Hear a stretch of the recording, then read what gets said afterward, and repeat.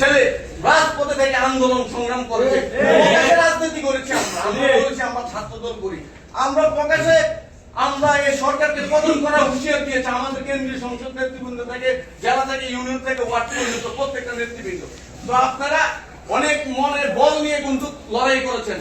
আশা করি এই লড়াইটা হবে আমাদের কি আন্দোলন সংগ্রামে। 12 তারিখ সর্বোচ্চ অবস্থান নিয়ে কেন্দ্রের দ্বার বন্ধ রাখবেন।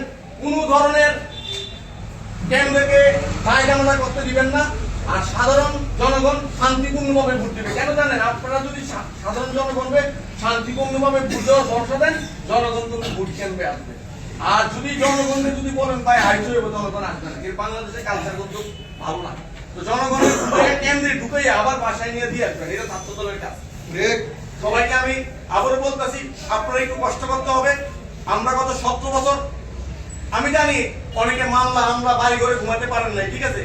আর বেশি দিন নাই, আর 20 থেকে 19 দিন আমাদেরকে রাত দিন পরিশ্রম করে আমাদের তারেক রহমানের যে স্বপ্ন, উনি যে বাংলাদেশ বিনির্মাণের যে স্বপ্ন দেখছে, যে বাংলাদেশের শহীদ প্রেসিডেন্ট জিয়া রহমান যে ওনার আমলে যে খাল খনন থেকে শুরু করে প্রবাসী থেকে শুরু করে যে উন্নয়নমূলক গঠন করছে, দেশপ্রেমিক বেগম খালেদা জিয়া 1991 সালে আপনার নারীদেরকে বিনামূল্যে পড়ার সুযোগ করে দিচ্ছে, ঠিক আছে?